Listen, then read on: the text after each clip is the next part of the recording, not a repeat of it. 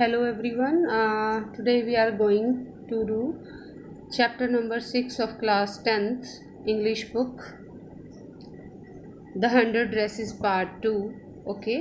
In the part 1, chapter number 5, The 100 Dresses part 1, हमने क्या पढ़ा कि एक स्कूल है, स्कूल में दो लड़कियां हैं, एक का नाम मैडी है और एक का पैगी है, और एक और लड़की है जिसका नाम वेंडा पेंट्रॉन्स्की है।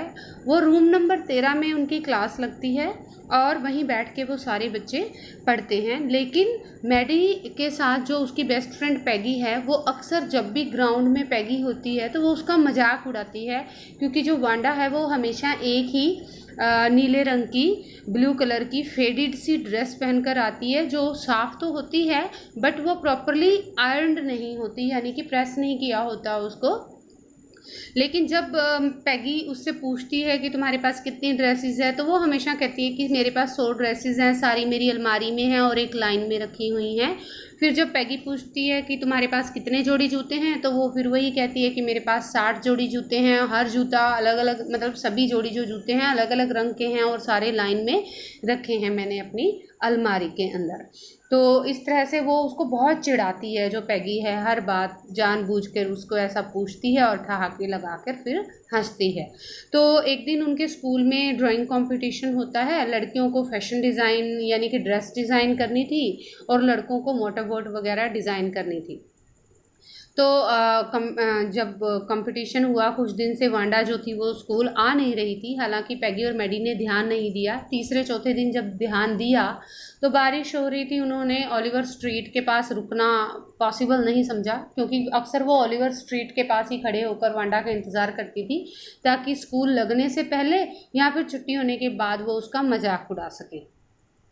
तो वो वापस फटाफट स्कूल आ जाती हैं और आके देखती हैं कि पूरे कमरे में रंग बिरंगी बहुत सारी ड्रेसेस टंगी हुई हैं, यानी ड्राइंग टंगी हैं ड्रेसेस की, और सारी की सारी लाइन में हैं। तो तब उनको याद आता है कि ये तो वांडा कहा करती थी। और तभी उनकी जो टीचर है मिस मैसन, वो आती है और वो बताती है कि रूम नंबर 13 में लड़कियों में से वांडा पेंट्रॉन्स्की ने ये कॉम्पिटिशन जीता है और लड़कों में विली ने ये कॉम्पिटिशन जीता है, और उसमें बाकी लड़कियों की ड्राइंग्स के साथ साथ वांडा की वो 100 ड्राइंग्स भी लगी हुई होती हैं। तो यहाँ पे हमने ये चैप्टर अपना ख़त्म किया था और पैगी को फील होता है कि हाँ, अब पार्ट 2 में देखते हैं कि क्या होता है। Okay.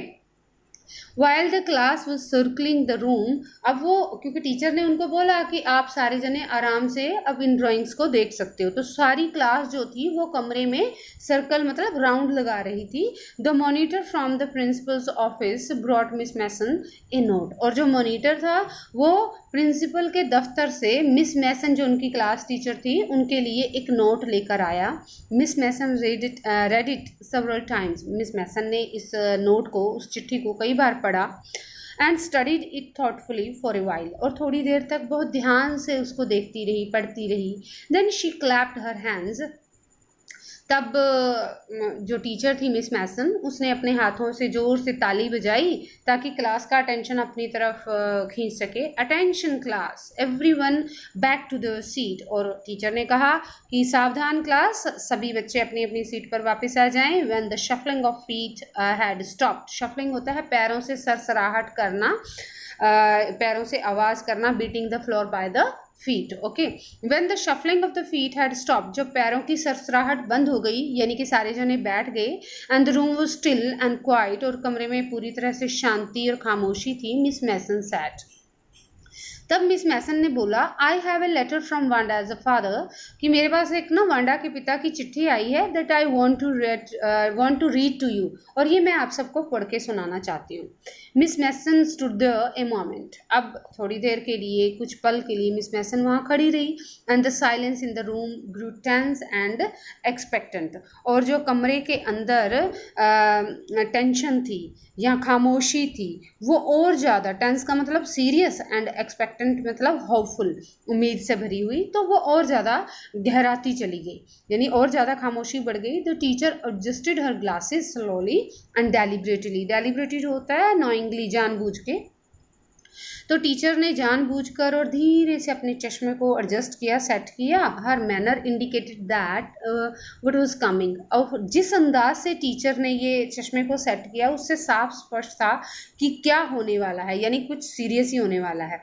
This letter from Wanda's father was a matter of great importance. और टीचर ने बोला कि वांडा के पिता की ये जो चिट्ठी है ये वास्तव में ही क्या है, एक बहुत ही महत्वपूर्ण विषय है इसके अंदर। Everybody listen closely as Miss Mason read the brief note. Brief होता है शॉर्ट। जब मिस मैसन ने वो छोटा सा लेटर पढ़ना शुरू किया तो हर कोई बहुत ध्यान से उसको सुनने लगा। ओके, तो चिट्ठी में क्या लिखा था? Dear teacher, my Wanda will not come to your school any more. कि प्यारी अध्यापिका या अध्यापक, कि मेरी वांडा अब और आपके स्कूल में नहीं आएगी। जेक ऑल्सो, मेरा बेटा जेक भी नहीं आएगा। Now we move away to big city. अब हम बड़े शहर में चले गए हैं। No more holler Polack. अब कहता है कि वहाँ पे कोई और ज़्यादा हॉलर पोलैक नहीं होगा। यानी कि हॉलर पोलैक का मतलब होता है, हॉलर होता है क्राइंग और पोलैक मतलब होता है मीनिंगलेस वर्ड, बेकार की बातें। तो कहते हैं कि वहाँ बड़े बड़े शहरों में कोई ज़ोर ज़ोर से नहीं चिल्लाता और ना ही बेकार की कोई बातें करता है। No more ask why funny name. कोई ये नहीं पूछता कि तुम्हारा नाम इतना फ़नी क्यों है। Plenty of funny names in the big city. क्योंकि बड़े बड़े शहरों में तो बहुत सारे फ़नी नेम होते हैं ना। Yours truly Jan Petronski. आपका सच्चा जैन पेंट्रॉन्स्की। वांडा पेंट्रॉन्स्की के फादर का नाम है जैन पेंट्रॉन्स्की। तो चिट्ठी यहाँ पर ख़त्म हो जाती है। Okay, a deep silence met the reading of this letter. अब जब ये लेटर पढ़ा जा रहा था तो बहुत ज़्यादा खामोशी थी क्लास में। Miss Mason took off her glasses. Miss Mason ने अपना चश्मा उतारा। ब्लू ऑन दैम, उस पर थोड़ी फूंक मारी मुंह से। And wipe them on her soft white handkerchief. और अपने सफ़ेद कलर के एक सॉफ्ट से रुमाल से उसने अपने चश्मे के ग्लासेस को, शीशे को साफ किया। Then she put them on again. और फिर दोबारा चश्मा डाल दिया। And looked at the class. और फिर क्लास को बहुत ध्यान से देखा। When she spoke, her voice was very low. जब उसने क्लास से बोलना शुरू किया ना टीचर ने, तो उसकी आवाज़ बड़ी लो, मतलब बहुत धीमी थी। कारण क्या था कि लेटर ही इतना सीरियस था। तो टीचर को भी दुख हुआ था कि बच्चों ने क्या किया, इतना गंदा बिहेव क्यों किया उस बच्ची के साथ। तो टीचर भी थोड़ी दुखी थी। दैट्स वाई उसकी आवाज़ में क्या था, थोड़ी नरमी थी या बहुत ज़्यादा लो थी। I am sure that none of the boys and the girls in room number 13 would purposely and deliberately hurt anyone's feelings. तो टीचर ने कहा, मुझे यकीन है कि किसी भी लड़के या लड़की ने रूम नंबर 13 में जानबूझकर या किसी उद्देश्य से किसी की भावनाओं को चोट नहीं पहुंचाई है। Because his or her name happen to be a long unfamiliar one. वो भी सिर्फ इस वजह से क्योंकि उसका नाम बहुत लंबा है या फिर ज़्यादा लोगों का नाम ऐसा नहीं होता।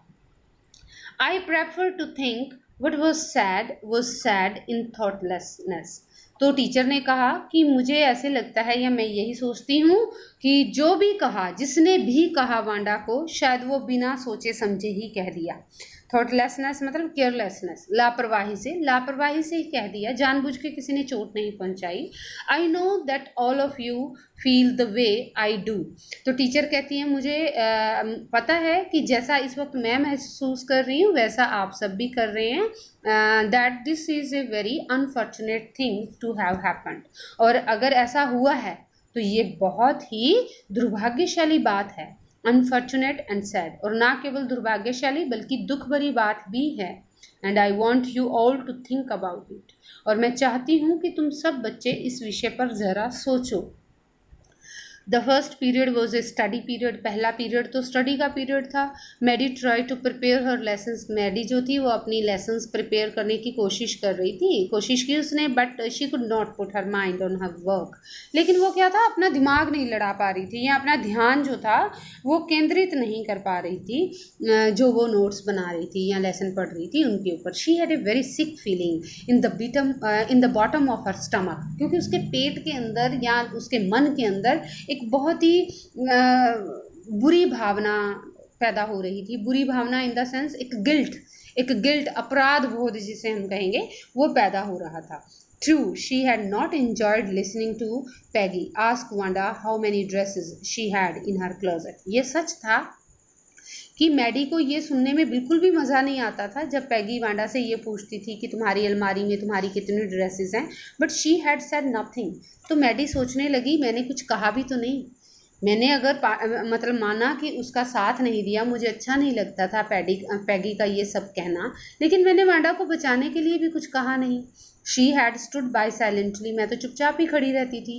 And that was just as bad as what Peggy had done. और चुपचाप यानी कि शोषण होते हुए या अपराध होते हुए देखते रहना भी उतना ही बुरा होता है जितना कि अपराध करना।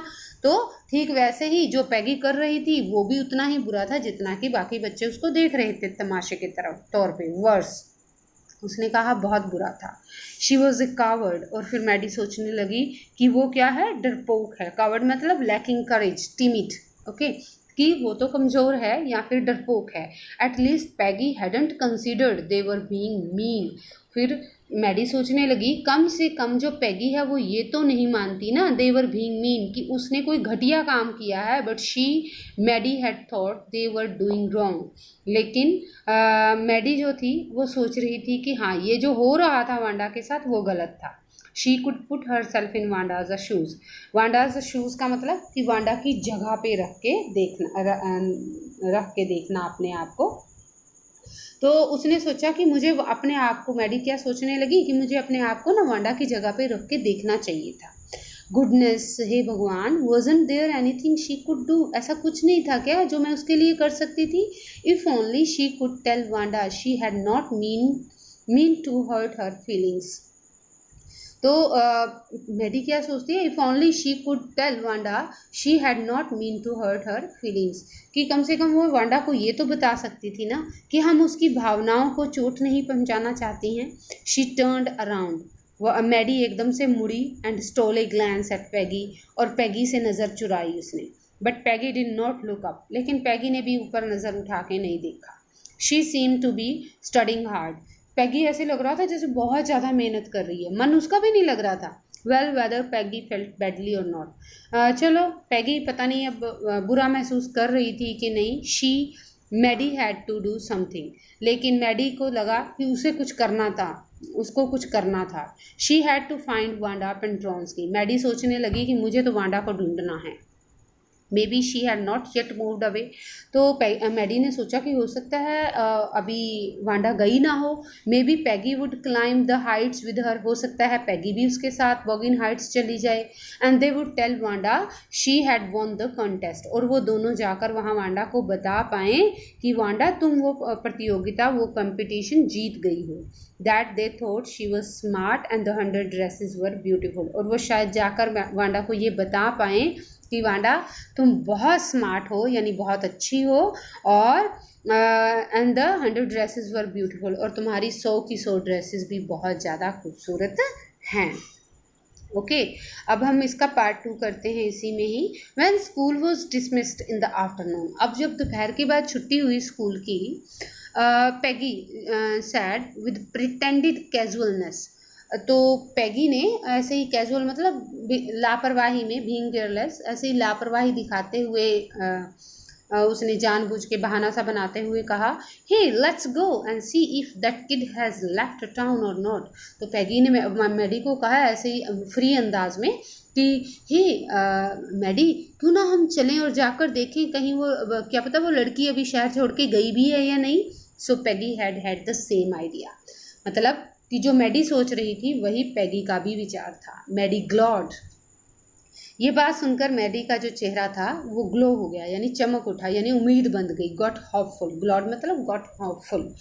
Peg was really all right, Peg जो थी वो बिल्कुल ठीक थी। The two girls hurried out of the building up the street towards the Boggins Heights, वो दोनों लड़कियां, दोनों कौन, पैगी और मैडी, वो दोनों लड़कियां जल्दी जल्दी स्कूल की बिल्डिंग से बाहर आई और उस गली की तरफ गई जो गली सीधी बॉगिन हाइट्स की तरफ जाती थी।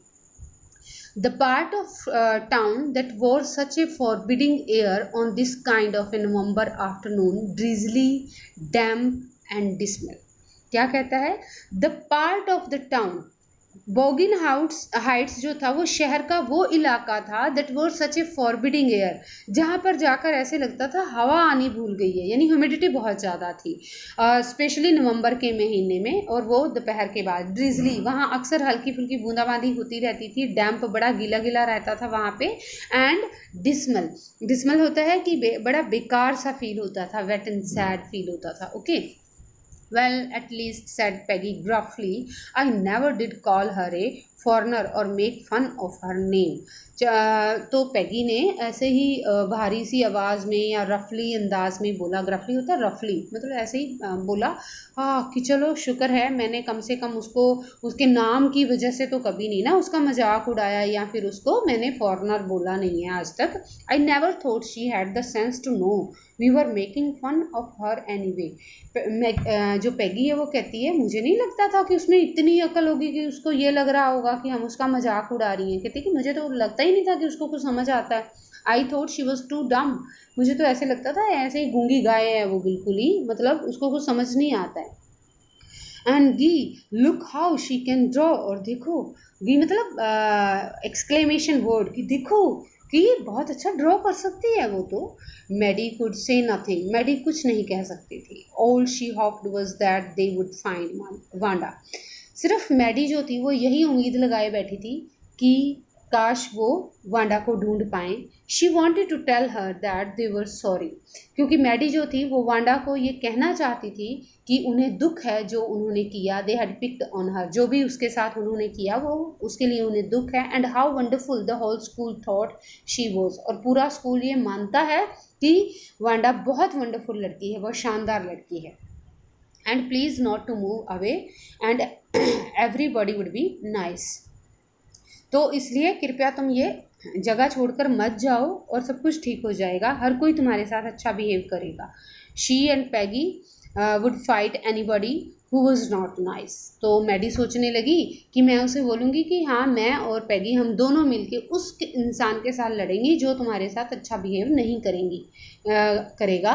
हम ऐसा बोलेंगे उन्हें जाके, वो इमेजिन कर रही हैं दोनों। Okay, the two girls hurried out, अब दोनों लड़कियां जल्दी जल्दी बॉगिन हाइट्स की तरफ बढ़ती गई। They hope to get to the top of the hill before dark, और दोनों को उम्मीद थी कि रात या अंधेरा होने से पहले पहले वो पहाड़ी पर पहुंच जाएंगी। I think that's where the Petronskis live, said Maddie, Maddie ने कहा कि मुझे लगता है कि यही वो जगह है जहाँ पेंट्रॉन्स्किस रहते हैं, pointing to a little white house, एक छोटे से सफ़ेद रंग के घर की तरफ इशारा करते हुए मैडी ने कहा मुझे लगता है यहीं रहते हैं वो। Wisps of old grass stuck up here and there along the pathway like thin kittens.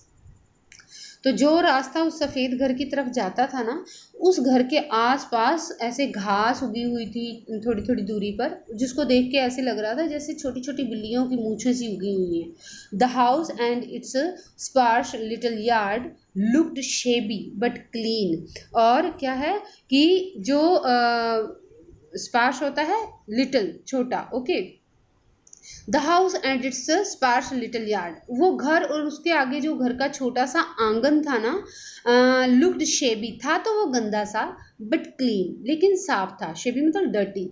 It reminded Maddie of Wanda's one dress, और उसके घर को देख के ना मैडी को वांडा की वो एक ड्रेस याद आ गई, हर फेडेड ब्लू कॉटन ड्रेस, वही उसकी फेड हुए या बेकार रंग हुआ जो नीली वाली ड्रेस थी जिसे वो अक्सर स्कूल पहन के आती थी। शेबी बट क्लीन, वो होती तो साफ थी पर थी गंदी सी ही। There was not a sign of life about the house, उस घर में तो किसी के होने का कोई नामो निशान ही नहीं था। Peggy knocked firmly on the door, Peggy ने दरवाजे पर जोर से खटखटाया, but there was no answer, कोई जवाब नहीं आया। She and Maddie went around to the back yard, अब पैगी और मैडी जो थी वो दोनों घर के पीछे वाले आंगन की तरफ गई एंड नॉक देयर, और वहाँ दरवाज़ा खटखटाया। Still there was no answer, लेकिन वहाँ से भी उन्हें कोई जवाब नहीं आया।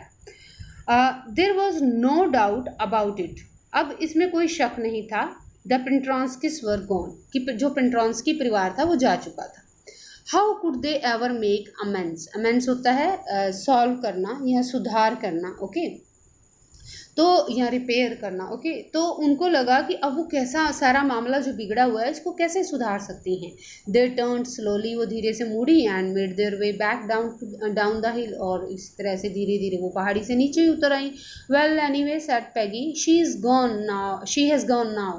तो पैगी ने कहा अच्छा, इसका मतलब वो चली गई। नाउ चली गई अब। So what can we do, हम कर ही क्या सकते हैं।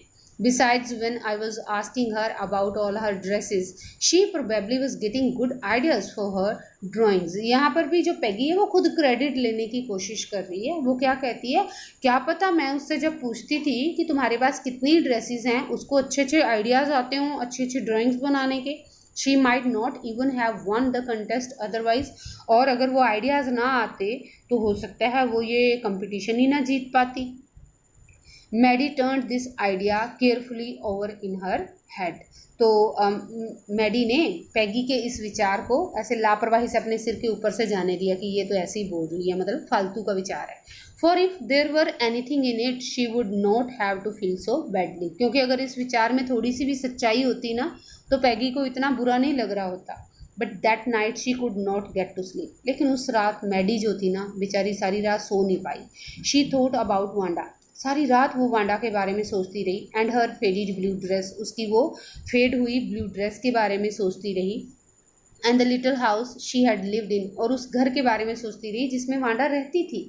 And she thought of the glowing picture those 100 dresses made, और सारी रात जो मैडी थी वो उन खूबसूरत चमकती हुई तस्वीरों के बारे में सोचती हुई रही जो उसने 100 ड्रेसेस की वांडा ने बनाई हुई थी। All lined up in the classroom, जो क्लासरूम में पूरी लाइनबद्ध तरीके से रखी थी। At last Maddy sat up in bed, आखिर बेचारी मैडी जो थी वो अपने बिस्तर पर बैठ गई। And pressed her forehead tight in her hands, और अपने हाथों से जोर जोर से अपने सिर को दबाने लगी क्योंकि सोच सोच के उसका सिर दर्द होने लगा था। एंड रियली थॉट, और लेकिन अभी भी सोचे जा रही थी वो, this was the hardest thinking she had ever done, और आज तक उसने जितनी सोची थी ना ये सबसे ज़्यादा मुश्किल वाली सोच लग रही थी उसको। This was the hardest thinking she had ever done. After a long long time she reached an important conclusion, एक लंबे समय के बाद यानी काफ़ी देर सोचने के बाद आखिर मैडी जो थी वो एक कंक्लूजन, एक निष्कर्ष पर पहुंच गई। She was never going to stand by and say anything again. उसने ये सोचा कि आज के बाद मैं कभी भी ऐसी जगह पर नहीं खड़ी रहूँगी और ना ही किसी के खिलाफ कुछ फालतू में ऐसा बोलूँगी अगर कोई किसी का मजाक उड़ा रहा होगा। If she ever heard anybody picking on someone, अगर उसने आज के बाद किसी को किसी का मजाक उड़ाते हुए देखा ना, because they were funny looking, क्योंकि उनकी शक्ल बड़ी फ़नी है, और because they had strange names, या फिर उनके नाम बड़े अजीब हैं, शी वुड स्पीक अप, तो वो पक्का बोलेगी कुछ ना कुछ, even if it meant losing Peggy's friendship. हालांकि मैडी के बोलने का मतलब क्या था कि पैगी की दोस्ती भी खोनी पड़ सकती थी उसे। She had no way of making things right with Wanda, लेकिन अब मैडी के पास ऐसा कोई रास्ता नहीं था कि वो वांडा के साथ हुई गलत चीज़ों को ठीक कर सके। But from now on she would never make anybody else that unhappy again.